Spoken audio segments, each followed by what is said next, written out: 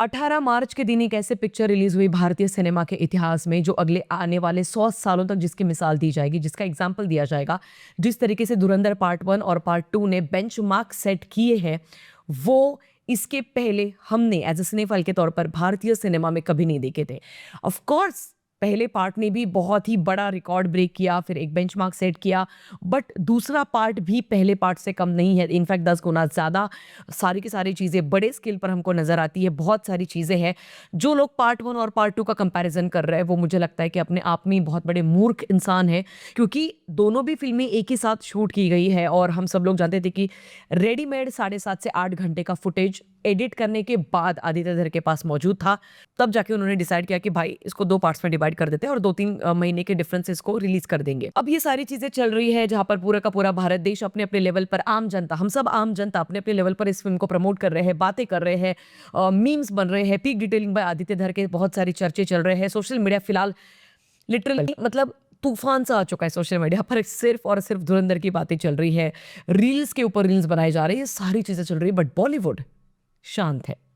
और ये सवाल पूछना बहुत जरूरी है कि आखिर क्यों। ऑफ कोर्स हम सब लोग जानते हैं कि बॉलीवुड जो है वो हमेशा से एक एलिट इकोसिस्टम को प्रेजेंट करता आ रहा है। हमेशा से वो अपनी रूट्स के साथ कभी भी जुड़े हुए नहीं हमें दिखाई दिए। हमेशा से उन्होंने भारत में रहकर भारत के ही विरोधी फिल्में बनाना हमेशा से पसंद किया। ऑफ कोर्स इसमें बहुत सारे कुछ एक्सेप्शनल केसेस भी है, जैसे हर केस में होते हैं, यहाँ पर भी है, बट उसके बावजूद मेजॉरिटी ऑफ द फिल्म्स, अगर हम लोग इसके पहले अगर देखें ना फिल्मों के बारे में, तो भाई प्रोपेगेंडा से भरी भरी भरी प्रोपेगेंडा फिल्में वो है। आज अगर आप लोग आपकी फेवरेट सो कॉल्ड जो पिक्चरें थी बॉलीवुड की, अगर आप उनको रिविजिट करोगे तो आपको भर भर के प्रोपेगेंडा दिखाई देगा। एक पट्टी बंदी हुई थी हम सभी के आंखों पर। हम सब लोग बचपन में बहुत, मतलब हिंदू ऐसी है ना यार पहले से कि सिक्योर्ड है, हम लोग बहुत सिक्योर्ड है अपने धर्म को लेकर, अपने आइडेंटिटी को लेकर, अपने देश को लेकर। हम वो इनसिक्योरिटी फील नहीं करते।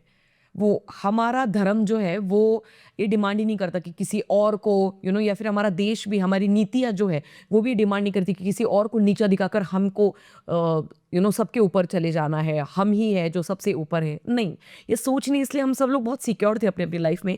बट वही है, उसी का फायदा उठाते हुए बहुत सारे प्रोपेगेंडा की फिल्में आई। बट अब जहाँ पर ये एक आदित्य धर नाम का एक इंसान आया और फिर इसने सिंगल हैंडेडली अपने 2 फिल्मों से मात्र, ऑफ कोर्स इसके पहले उरी, आर्टिकल 370, बारामूला, ये सारी पिक्चरें भी थी, बट धुरंधर की बात कुछ और इसलिए है क्योंकि सिंगल हैंडेडली इस फिल्म ने बहुत सारे जो प्रोपेगेंडा थे उसको ध्वस्त कर दिया।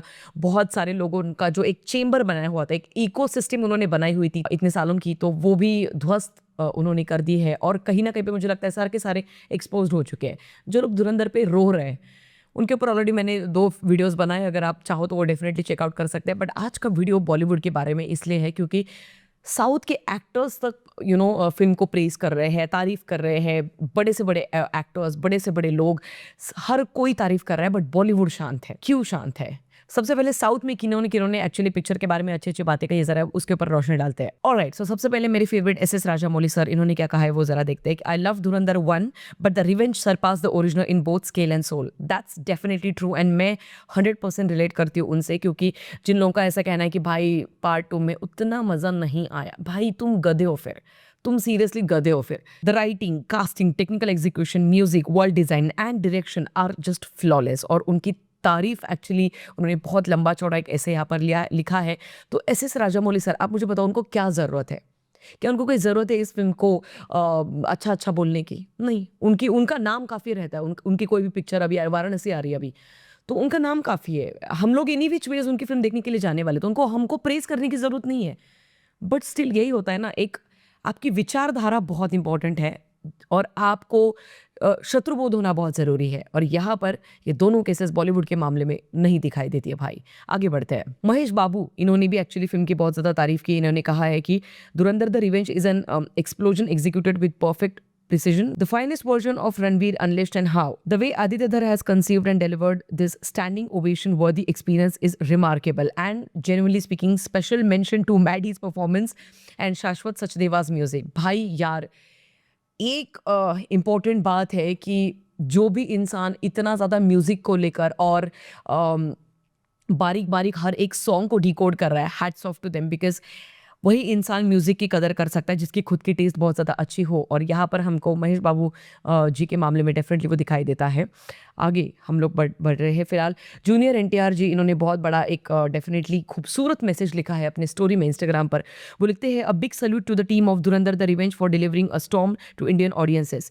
Ranveer sir @Ranveer Singh is not just breathtaking, he delivered an absolute masterclass on screen. And भाई मैं मतलब जितनी तारीफ करूँ उतनी कम है रणवीर सिंह इनके बारे में, क्योंकि मुझे लगता है अब कहीं ना कहीं पे जाके उनकी जो एक इमेज थी कि बंदरों की तरह इधर उधर कूदते चले रहता है, कुछ भी पहनता है, लड़कियों का घाघरा पहनता है, जोकर की तरह घूमता रहता है, बहुत ज़्यादा एनर्जी है तो वो वेस्ट हमेशा से करता रहता है, ये जो एक कहीं ना कहीं पे एक स्टेरियोटाइप बना हुआ था उनके आजू बाजू में, वो फूट चुका है मात्र इस एक प्रोजेक्ट से, धुरंधर इस प्रोजेक्ट से। He also added, it takes conviction and fearless vision to mount a film like this, and Aditya Dhar sir brings that strength to every frame. And मुझे एक चीज़ बहुत ज़्यादा अच्छी लगी कि चाहे वो जूनियर एनटीआर सर हो, चाहे महेश बाबू हो, चाहे एस राजामौली हो, इन सभी ने ना वो ऐसे कहीं ना कहीं पे वो मैसेजेस एक्चुअली बहुत ज़्यादा इन डेप्थ लिखे हुए महसूस हो रहे हैं, मतलब वो वार्मथ महसूस हो रही है उनके मैसेजेस से। ऐवी नहीं कि बस चैट जीपीटी पे डाल दिया और फिर चलो डाल दो वहाँ पर वो स्टेटस, नहीं, वो पढ़ के हमको समझ में आता है। जिन्होंने पिक्चर देखी है उनको वो समझ में आएगा कि क्या सच में इस इंसान ने पिक्चर देखी है और क्या सच में ये इंसान इस पिक्चर की वैल्यू रख भी रहा है या नहीं। उसके बाद आगे देखते हैं विजय देवरकोंडा। इनका स्टेटस मेरे लिए सबसे फेवरेट मेरा स्टेटस रहा, बिकॉज इन्होंने कहा कि tomorrow onward something big is going to happen in Indian cinema and culture, only 4 words, Bharat माता की जय। Immense love and respect to the entire casting crew. Bharat माता की जय, ये इसके पहले हमने कई बार सुना है थिएटर्स में भी, जब भी राष्ट्रगीत होता था उसके बाद कोई ना कोई हमेशा से थिएटर में बोलता था कि भारत माता की, और हम लोग जय बोलते थे। बट अब जब धुरंधर देखने के बाद आपका नजरिया चेंज हो चुका है भारत माता की जय इन 4 शब्दों को लेकर, और यही ताकत है धुरंधर की। इसके बाद अल्लू अर्जुन जी, इन्होंने क्या कहा है वो भी एक बार देख लेते हैं। Just watch Dhurandhar 2 patriotism with swag, a film that will make every patriot proud. Many clap trapping moments, blast, congratulations to the entire team, fine performances by actor Madhavan garu and all actors, technical brilliance. मुझे लगता है कि एक actor जो खुद में बहुत ज्यादा सिक्योर्ड है ना, खुद के एक्टिंग परफॉर्मेंसेस को लेकर, वही हमेशा से इस तरीके से सामने वाले की तारीफ कर सकता है। And yes, Allu Arjun exactly मुझे वैसे यहाँ पर फील हो रहे हैं। अब बात करते हैं रजनीकांत सर के बारे में। उन्होंने कहा है कि व्हाट अ फिल्म, धुरंधर 2, आदित्य धर बॉक्स ऑफिस का बाप। Many congratulations to Ranveer and the entire casting crew, a must watch film for every Indian. जय हिंद, आदित्य धर फिल्म्स एंड रणवीर ऑफिशियल। इतना ज्यादा सिक्योर होने के बावजूद जब आप इतनी ज़्यादा तारीफ़ों के फूल बाँधते हो तो कहीं न कहीं पे यार आपका दिल साफ़ है, आपकी नीयत साफ़ है, वो भी हम सबको ज़रूर पता चलता है। So thank you so much Rajinikanth ji. भाई ये सब साउथ के एक्टर्स जो है इनको जेन्युइनली कोई ज़रूरत नहीं। मैं आपको बोल रही हूँ कि भाई की प्रेज़ करो धुरंधर को, या फिर धुरंधर की फ़ैन फॉलोइंग हमारी फ़िल्म्स को मिलनी चाहिए। नहीं, वो कहीं पर नहीं दिख रहा है।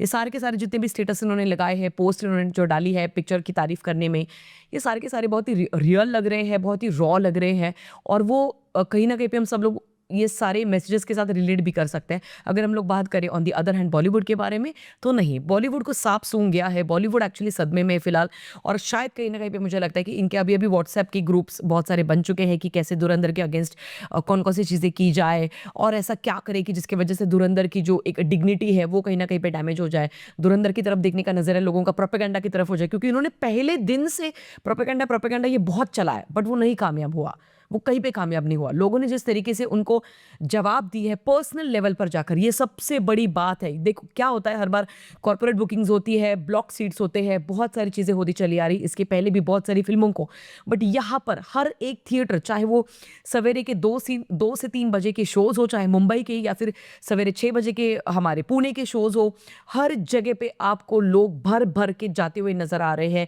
पूरा का पूरा थिएटर पैक हमको नज़र आ रहा है। ये ऑर्गेनिक फुटफॉल है।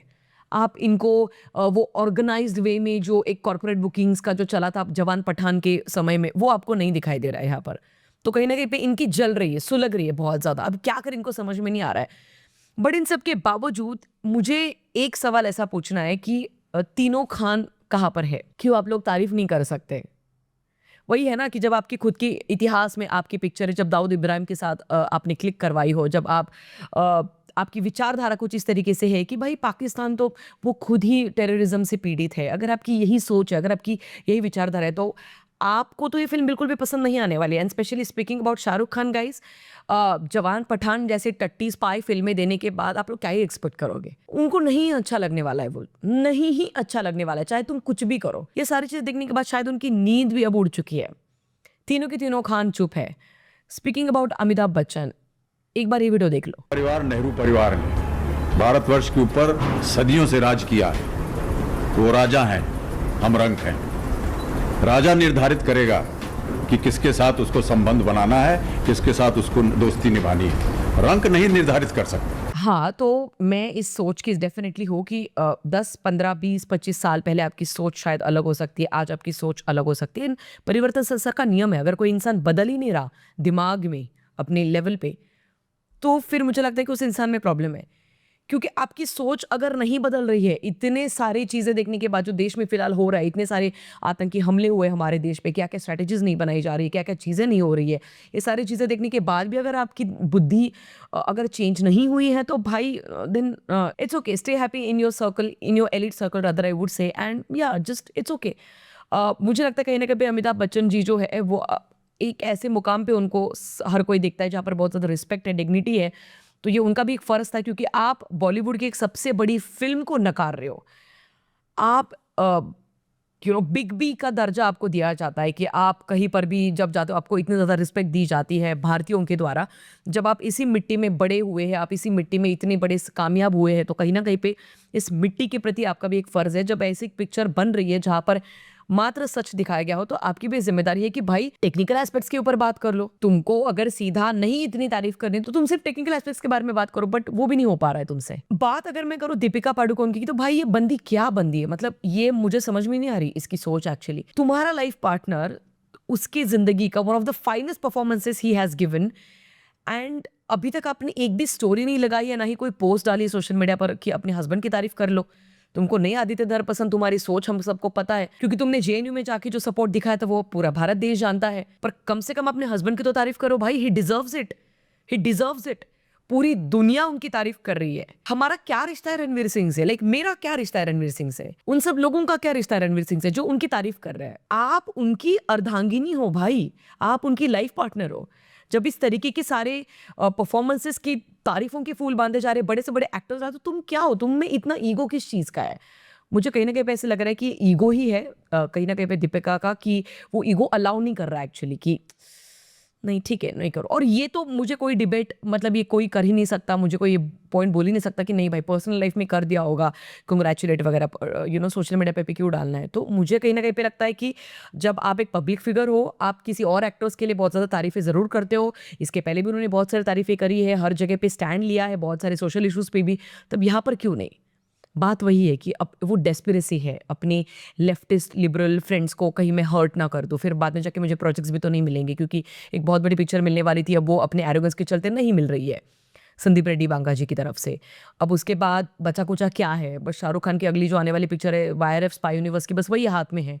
और जो शायद होंगे 2-4 इधर उधर से प्रोजेक्ट, बट वही है कि वो ही प्रोजेक्ट क्यों ना हाथ से ना छूटे, इसके चलते। भाई पैसा इंपॉर्टेंट नहीं यार, क्या समझा यार इन लोगों को। भाई ओवरऑल अगर आप मुझसे पूछो तो रणबीर कपूर ने तारीफ की है।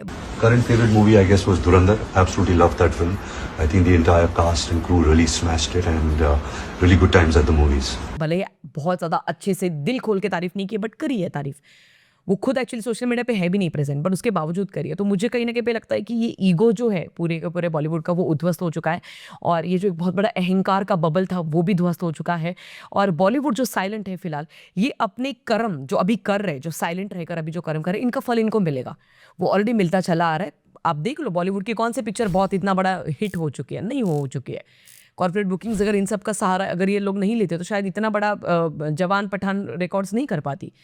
तो कहीं ना कहीं पे मुझे ऐसे अभी लगने लगा है कि अभी जो आप लोग साइलेंट हो, चुप रहो, कोई गल नहीं, दिखने दो, सबको दिखने दो कि अब ये जो चुप रहने वाले लोग हैं, ये आगे जाके इनकी पिक्चर देखनी भी है या नहीं देखनी है, वो तो अब जनता तय करे। क्योंकि जनता भाई, जनता सर्वोपरि है। वो जानती है कि किसको नीचे उतारना है, किसको ऊपर चढ़ाना है, ये सारी चीज़ें वो जानती है। तो भाई करते रहो, चुप बैठे रहो, और हम भी देखते हैं कि आखिर कब तक आप सब लोग चुप बैठोगे भाई। धुरंधर के बारे में अगर हम लोग बात करें तो पार्ट 2 2,500 से 3,000 करोड़ तक तो आराम से कमाने वाली है। बाकी ये था मेरा आज का ओवरऑल ओपिनियन, बॉलीवुड क्यों साइलेंट है इसके ऊपर। आप लोगों के क्या राय आप मुझे कमेंट सेक्शन में बता सकते हैं। मिलेंगे अगले वीडियो में, तब तक के लिए ख्याल रखिएगा। Peace out.